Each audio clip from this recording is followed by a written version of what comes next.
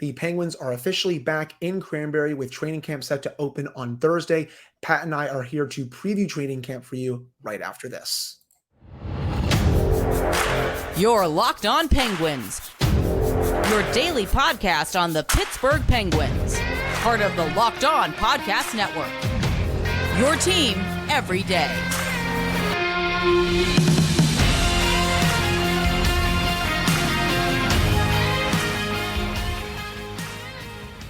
Hello, welcome to this Wednesday edition of the Locked On Penguins podcast. I am one of your hosts, Hunter Hodes. To my right is Patrick Damp. You can follow me on Twitter at Hunter Hodes. You can follow Pat on Twitter at SendThemForWet, and you can follow the show's Twitter at LO_Penguins, of course. Thank you all so much for making this your first listen/watch of the day. Today's episode is brought to you by Jace Medical. Empower yourself when you purchase a Jace case, providing you with a personal supply of 5 antibiotics that treat 50+ infections. Get yours today at jacemedical.com. That's JASE medical.com.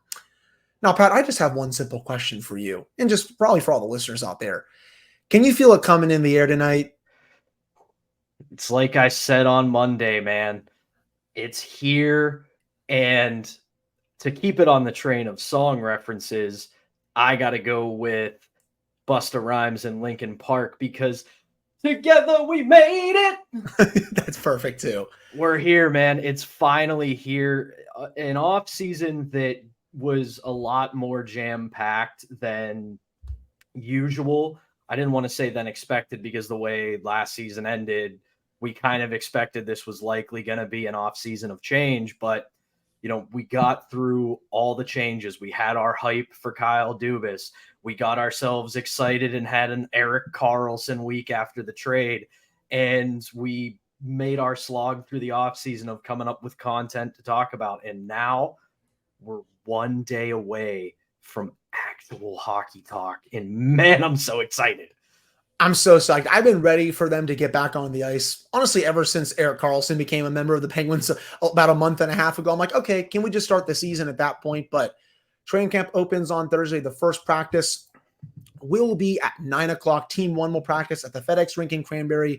Team 2 will also practice at a different rink. I'll just call it rink 2 there. And then there'll be a Team 1 versus Team 2 scrimmage that day. There'll be some conditioning, media availability. Team 3 will practice, and then there'll be a media availability there. Then they'll have a couple other practices on Friday and Saturday. And then we get the split squad game on Sunday. You have one game at 1 o'clock. That one takes place versus the Blue Jackets at PPG Paints Arena. And then the other one against the Jackets takes place at 7 o'clock at Nationwide Arena. You can watch both games as kind of like an appetizer to the Pittsburgh Steelers game on Sunday Night Football, as they will be in Las Vegas to take on the Raiders. So you get hockey and you get some football that day. But I'm so amped. 58 total players invited to training camp. Really no surprises, Pat. I mean, when you look at this roster here, 33 forwards, 18 defensemen, 7 goaltenders, you get some of the PTO guys like Austin Wagner, Colin White, Libor Hayek, Mark Pysyk.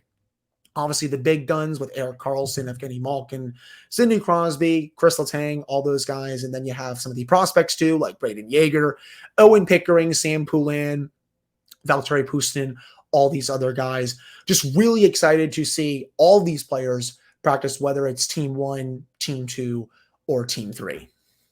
Yeah, I mean, like you said, not a lot of surprises on the camp invite. We kind of knew all this was coming. Obviously, the big acquisition and Erik Karlsson, he was going to show up. The big dogs are back as expected. And we talked, to death about the bottom 6 acquisitions, the PTOs.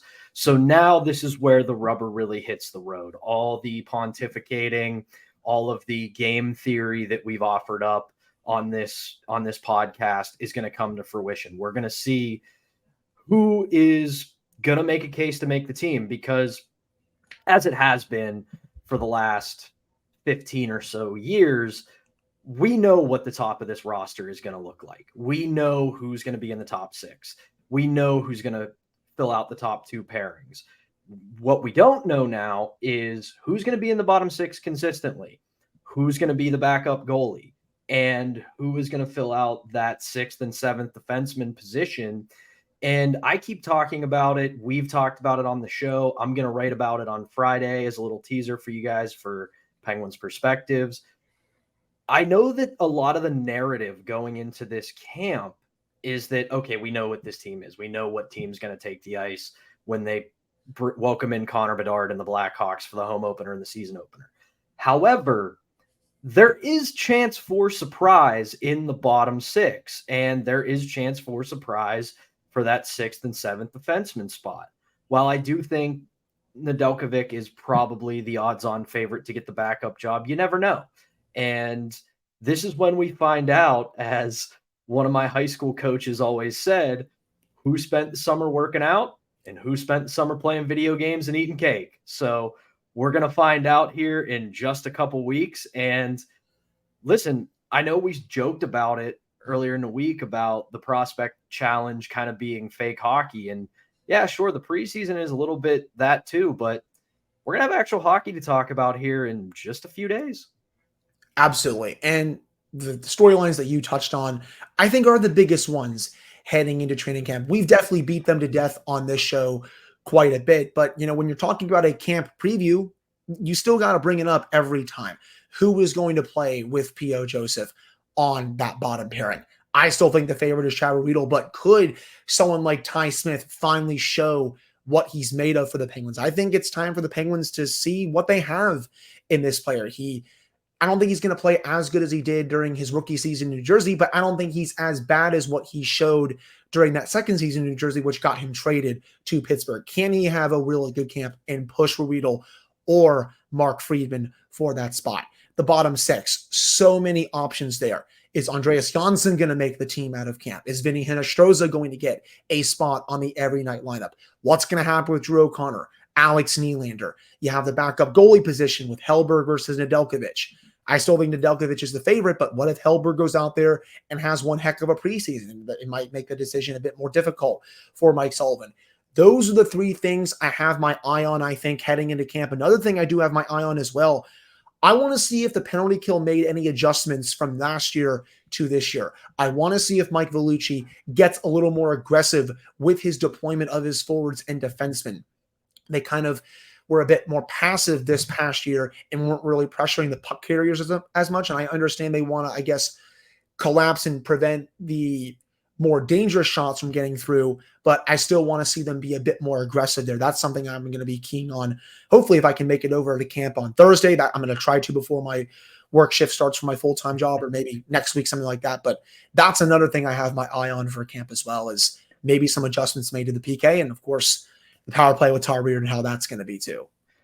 Yeah, I definitely also have my eye on the penalty kill. And I'll say this too, is you look at the pieces available for the bottom six, your guys who are likely going to be your penalty killers.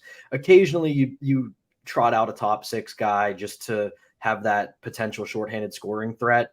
But this year, I think with the pieces available, they can play that kind of aggressive penalty kill they became known for the last few years, because they have guys who are capable of playing a more aggressive style, both in the defensive zone and the neutral zone.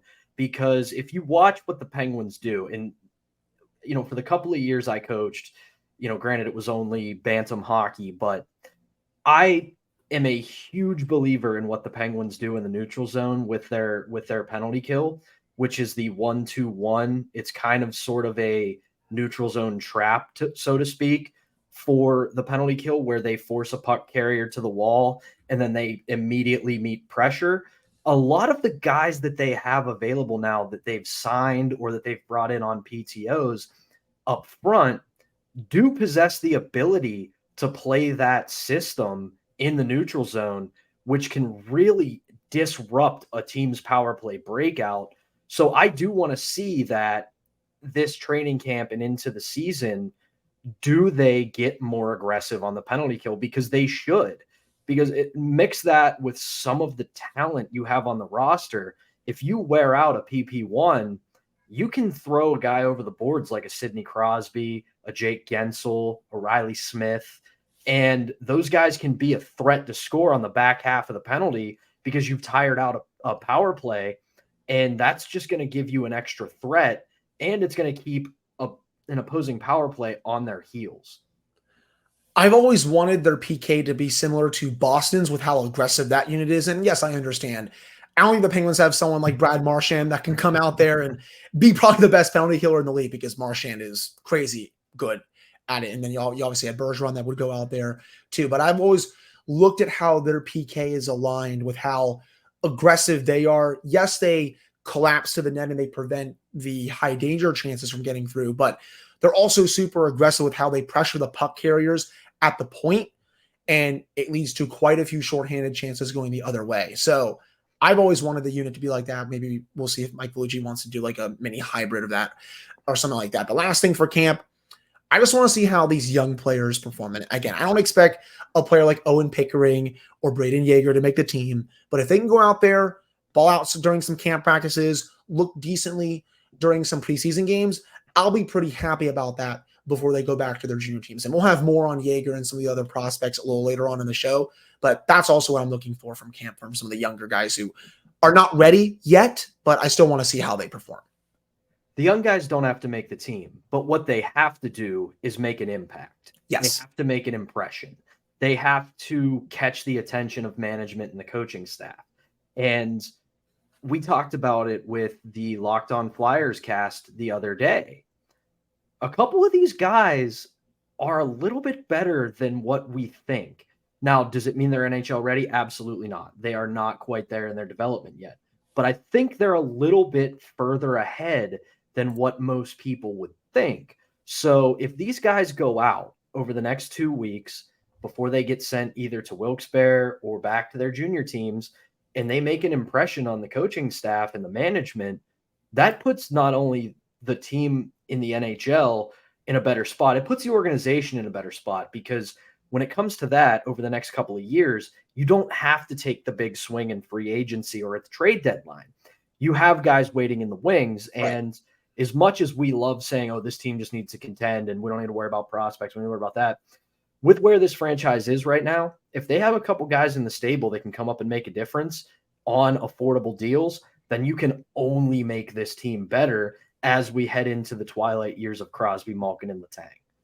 And they'll be ready, I think, within probably a few years. I think Yeager at this point, I mean, I've said it so many times on the show, I think he's probably 3 years away. Pickering's kind of the same. Hopefully he's healed from his injury, because I know he wasn't able to play at the Prospects Challenge. Actually, the last 2 years he hasn't been able to play at the Prospects Challenge, but hopefully he's fully healed from his injuries, and I want to see how he does at camp too. But that wraps up this first segment. Coming up in the second segment, more broadcasting news for the Penguins. They've announced their rotation of color commentators for this season with Josh Getzoff. We're going to discuss that right after this break. But before we get to that, everyone should be empowered to care for themselves and their loved ones during the unexpected.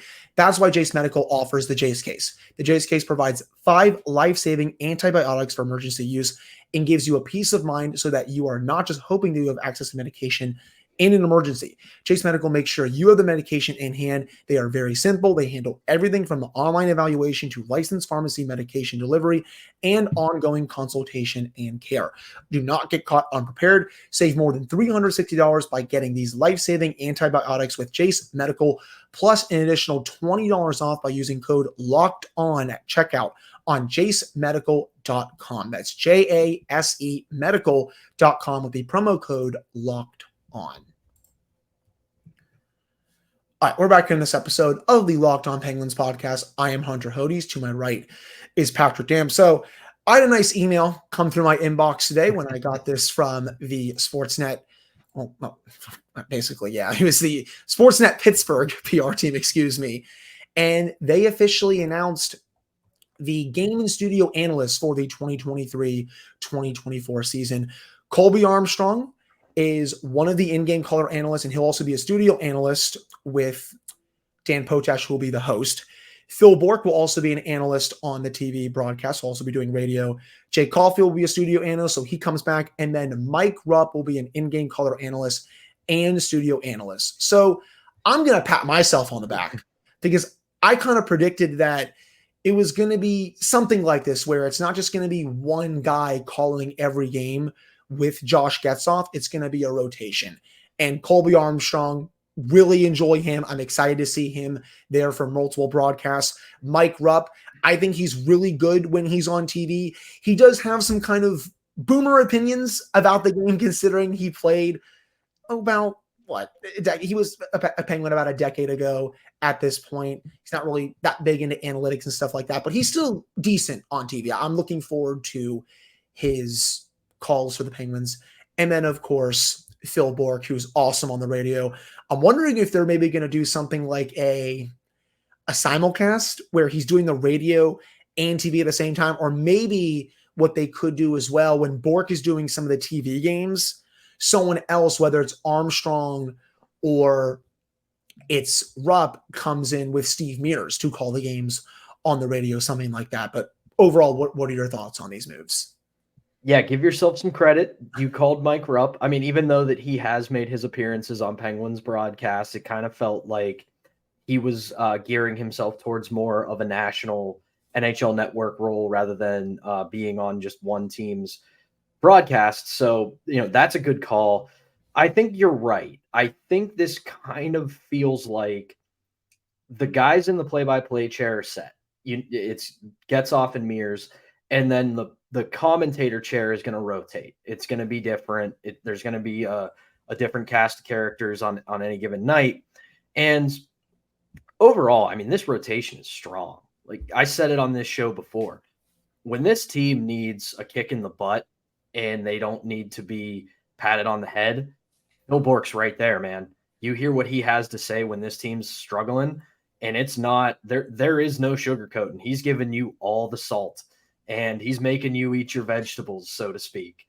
So I love that. I think, regardless of my thoughts on Spit and Chicklets, Colby Armstrong is brilliant. He's a great personality. And I always say this I said this about Bob Airey when the news first broke.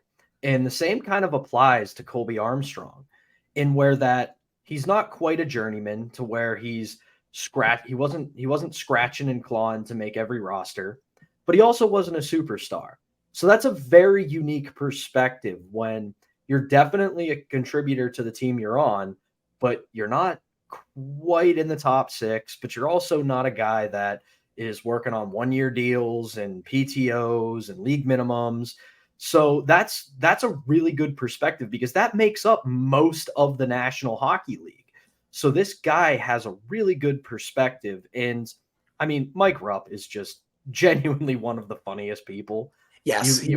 I remember when he was on the Penguins, it was during HBO's 24/7, and he was an unexpected star of that. He was, every time he was featured, mic'd up, whether it was following him at home or on the road or during games, genuinely one of the most entertaining parts. So bring his perspective from his playing days and just his personality together, it's going to make these broadcasts, both television and radio, a lot more enjoyable. I agree. And especially just going back to Colby for a second, I think he just has such a great feel for the game. He's done some calls for the Penguins before, and he was so fluid in between the benches. It was like he'd been doing this for 20 years. And I'm excited to see more of that, whether it's 30 games, 35, 40, even a little less than that. I'm excited to see what he can bring to the broadcast. I've said this a couple of times. I felt the Penguins broadcast the last couple of years was a little bit stale. And I'm not trying to be rude to Steve Mears and Bob Airey. I just wanted to see a little bit of change there with the broadcast. And we're obviously getting that here with a new play-by-play announcer, and then a few color commentators. And I'm excited to see how this is compared to the last one and then the one before that too. I'm genuinely excited to see the perspective that all of them bring. And then, of course, with Jay Caulfield, Jay's telestration, I know people don't like it. I love it. Get that man a remote already. He's the best. His telestrations, whether it's the first period, second period, whatever, they're great. He breaks the play down so well. I learn something every time I watch that. Yeah, I will say this. As much as I do enjoy Jay's telestration, and as much as I love go ahead and pause it right here, guys. Go ahead and pause it right here. As much as that's become a meme, one thing I do have a lot of hope for, and that I do want to see this season. Listen, I get it. It's easy to play it safe. And after the period, you're just going to go back and talk about a key moment or two from that period. I want to see a little more creativity because here's the thing. We just watched that period. We saw it. It was there. We understand it. Now, if there's a big changing moment or an incredible highlight reel play, absolutely break out the telestrator, tell us how it happened. But I want to see more just discussion. I'm fine with hey, we're going to go talk to Marcus Pedersen and have Haley say like, hey, what happened that period? That's all well and good. But we don't need to talk about the period we just watched. Talk to me about news around the league, news around the team. Have a fun feature. And that leads into the other thing I want to say is when you have a guy like Colby Armstrong and now a guy like Dan Potash in the studio, that gives you a lot more opportunity because the one thing those two guys have in common, they're very skilled at getting the players to open up to them and show a little bit of personality. So you saw all the videos that were tweeted and put on Instagram and Facebook from when Sid went up to Media Day in Vegas. The person who was doing a lot of the features away from just Sid was Colby, and he was having fun with these guys. So I want to see more of that in the broadcast at intermission and pregame and postgame. We watch the game. That's why we have it on. And I enjoyed Jay's telestration. I hope it doesn't go anywhere, but I think we need to see it just a little less and put a little bit more creativity into that broadcast rather than just, okay, the first period's over. I'm going to we're going to interview player A or coach B, and then we're going to do a telestration, and then we're going to go back to the game. And then second period ends, we're going to go over it. Here's a telestration. Here's an interview, back to the game. Like maybe between the second and third, you have, I don't know, Colby's corner and it's him talking about whatever. But I think there's an opportunity with this mix of personality to do a little bit more with the broadcast between periods. And I think you'll definitely get that with Potash. I don't think Rob King is coming back to the broadcast just based off this announcement.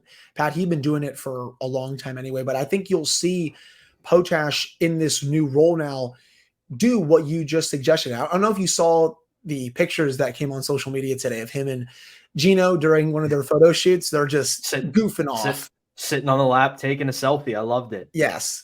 And it's stuff like that and plenty of other, pranks and jokes and all this stuff that I think he may try to incorporate into the broadcast. Of course, you don't want to overkill it during it. You want to be at least a little serious, but I think he can incorporate stuff like that into the broadcast, which of course will make people laugh. And, you can, I guess, relate to the players a little bit more. And I'm excited to see how he does as the host. I saw people get mad that he's not going to be doing those interviews between the benches anymore. I understand that, but this is a step up for Potash. This is basically a promotion for him. And he's going to do a really good job as a studio host with Jay Caulfield. We'll have other rotations there with Mike Rupp at times, Phil Bork, all that good stuff. I'm stoked, to be honest. Right. And like you said, this isn't any sort of demotion or anything for Potash. Right. It's him getting his due. He has been a staple of Penguins broadcasts since Sidney Crosby got here, if not before that, because, it's been so long that I almost kind of forget what it was like pre-Sid, but you're right. And I think it gives him more of an opportunity to go out and do more in-depth features rather than just, I'm going to be a goofball between periods with these guys, to where on an off day, he can go around PPG Paints Arena or the Lemieux Complex and put together actual features rather than just, here's me in a Halloween costume being silly with Mike Sullivan. Right. And again, that stuff is funny. It puts smiles on everyone's faces, but he's going to be doing other things now that he's probably maybe even wanted to do while even being between the benches that he never got the chance to do. Now he's going to be doing that in the studio, and I can't wait to see how it is. It's a brand new broadcast for this year. And can you feel a brand new day? I hope the listeners enjoyed that, by the way. I hope they did too, because channeling my high school musical days. I haven't watched one of those movies in God knows how long. Oh, no, buddy. I was in the musical. I wasn't in High School Musical. I was a musical nerd. Oh, okay. Oh, well, okay. Pat's Big time here with that one, everyone. But oh yeah, Penn Hills High School stage. I was a superstar. He's too good. He's too good. But that would do it for this segment. Coming up to end the show, Pat and I are going to recap the Penguins Prospects Challenge and their 3-0 win just a couple of nights ago, and how Braden Yeager really stole the show. I kind of hinted at it during our episode with Locked On Flyers on Tuesday, but we're really going to dive into it for this next segment. But snap into action this NFL season with FanDuel, America's #1 sportsbook. Right now, new customers get $200 in bonus bets guaranteed when you place a $5 bet. That's $200 in bonus bets, win or lose. If you've been thinking about joining FanDuel, there's no better time to get in on the action than right now. The app is so easy to use. There's a wide range of betting options, including spreads, player props, over-unders, and so much more. You can visit FanDuel.com/lockedon and kick off the NFL season right now. That's FanDuel, the official partner of the NFL and Locked On. All right, we're back here for this episode of the Locked On Penguins podcast. I am Hunter Hodes. That is Patrick Dam. So, Pat, the Penguins end the Prospects Challenge on a pretty high note, a 3-0 win over the Buffalo Sabres on Monday. Joel Blomqvist gets the shutout. Really strong Prospects Challenge for him. He was dynamite for the Penguins. But I want to start, as I teased before the segment, as I kind of teased on Tuesday's episode, with Braden Yeager. That goal that he scored was absolutely brilliant. Steals the puck, goes down the right side of the boards, blows past the defender, forehand, backhand on the goalie. Nice little celebration there. Just a glimpse of what he can do with the puck on his stick. You don't even see his brilliant wrist shot there. You see his brilliant backhand release on that. And it was a gorgeous goal. I thought overall, when you look at these 3 games, he was the best player on the ice. And it wasn't just in the offensive zone. I thought he played really well in the defensive zone. I thought he was breaking up some plays with his stick. Thought he was forechecking aggressively.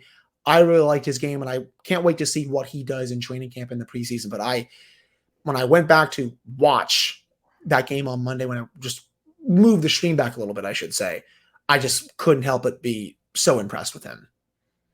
Yeah, I want to give a shout out to Scott Wheeler for listening to this show and then dropping a big feature today on Yeager. It's a fantastic read. You should check it out.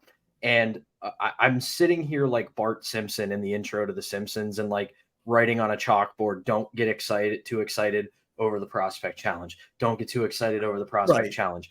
Because, again, it's not the best of hockey. It's such a high and low. It's guys who are all NHL ready or very close to NHL ready and guys who are never going to see an NHL roster. So it's really hard to ascertain fully what these guys are like when it comes to their standing in their set organizations. But to the point you made, we said it on this show and I stand by it. The biggest thing for Blomqvist, did I say that right? Blomqvist? Joel Blomqvist, yeah. Blomqvist, okay. Yeager and Poulin was to be standouts, and all 3 of them were. They were standouts. That was all we needed to see from them. We just needed them to show up and say, listen, we are advanced prospects in this organization. We kind of want to look like we're the cream of the crop right now at this tournament. And as we saw, the Penguins were kind of the unofficial champions of that Prospect Challenge with how well they played. And then back to Yeager, if you read that piece in The Athletic by Wheeler, which you absolutely should if you have not yet, the thing that I took away from this was that this kid is never satisfied. He has that attitude of, sure, I may have just put on a show at the Prospect Challenge, but this is not the end goal. The end goal is to keep getting better, to eventually make the Penguins roster. And the thing is, I don't think he's going to this year. I think he's put himself in a position to have a strong camp and look like somebody who might be a standout. What I'm seeing right now, in my estimation, if his development continues the way it has this past year, I think next year we're talking about him as a possible candidate to make the team out of camp. That's okay. I like that. I mean, it's a little bold for me right now, just based off what I've watched, but heck, you're right. if he does go out there, ball out during his junior year, has a great next summer with his workout routine and all that, continues to just do his thing, hey, maybe he can make the team out of camp next year. But was super impressed with it. Go ahead. The reason that I said that is there was one part of that Wheeler piece that really stood out to me. And it was like I said, where he talks about how he just isn't satisfied. And he basically says, like, my entire focus with Moose Jaw and with the Penguins has been putting on more weight, playing a more complete game, and building on what I'm already good at. Because when you talk about prospects, it's really easy for a prospect like a guy like Brendan Yeager to say, I got this great release and this great shot and I can score goals. So now I'm going to focus on being a 200-foot player. And then that release and that scoring touch suffer because you're not focusing on it anymore. The way this guy talks, he wants to improve on all of it. He's not just going to have that hockey player focus of like, oh, I score goals, but I got to be great defensively. Like, he's like, no, I want to be a guy you can count on in the D zone. And then I want to be a guy that you can count on to put the puck in the net when I need to. Absolutely. And I think for the first time in quite a long time, Penguins might finally have a player or potentially two here that could make the Team Canada World Junior team. Brayden Yeager, that was one of his big goals I actually took out of that piece, was that he wants to make that team. And heck, we could also see Owen Pickering on that team too. When was the last time we've seen two Penguins prospects on the Team Canada World Junior team? Can you even remember? I can't. No, I legitimately I can't. I know the comment section will get on us for that, but I legitimately cannot remember the last time, even just in general, whether it was Canada or just any of the other teams that show up to the U18 or is it U20? Either way, whoever shows up to the World Juniors, it's been a long time since the broadcast goes, oh, and that's Penguins prospect so-and-so with a big play. Right. I 100% agree. And I was just making that comment because, again, like, two Penguins on the Team Canada World Junior team in this economy, that just doesn't happen in this era. But I think there's a good chance that could happen. Evan Vierling, I thought, also had a pretty good prospects challenge. He's going to be, I think, decent for Wilkes-Barre this year. My favorite name out there, Jagger Joshua. That's going to be Jagger Joshua, because that name is awesome. And I think he could have a potential decent season with Wilkes-Barre as well. Blomqvist, showing why I think right now he's the top goalie in the Penguins prospect system. He was tremendous in the games that he played. Even in that game that he played last Friday, gave up a couple early goals, but really settled in after that. In the game against the Sabres, looked big in the net for someone who's a bit smaller of a goalie, and he played his tail off. I'm excited to see what he can do at camp here, and then, for his team later on this year too. I mean, low key, how everybody talks about how the Pittsburgh Steelers are a wide receiver factory. In this era, the Penguins have low-key kind of been a goalie factory. Not wrong. I mean, obviously, like, you had Marc-Andre Fleury for a long time, and he was never going to be truly dethroned as the number one. But right when we got close to the expansion draft, you had Matt Murray knocking on the door, and then right behind him was Tristan Jarry. And I understand that there's questions around Jarry, and Murray fell off of a cliff pretty quickly, but by all accounts, it seems like every time this team has a goalie in the system, especially in Wilkes-Barre, it's a guy that you look at and go, he can theoretically be up here in the next couple of years.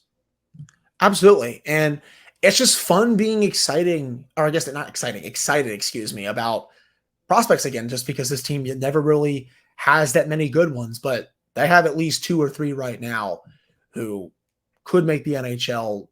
Probably not this year, but sooner rather than later. That's the hope, at least. But I think that will do it for this episode of the Locked On Penguins podcast. Thank you all so much for listening / watching this one. Pat and I will be back with another episode on Thursday. We'll recap day one of training camp, and then Friday, the only Josh Yohe of The Athletic will come on for a special edition of the show, and he'll discuss what he's seen at camp, plus so many other things regarding the Penguins. But again, that will do it for this one. Thank you all so much for tuning in. We'll be back with another one on Thursday.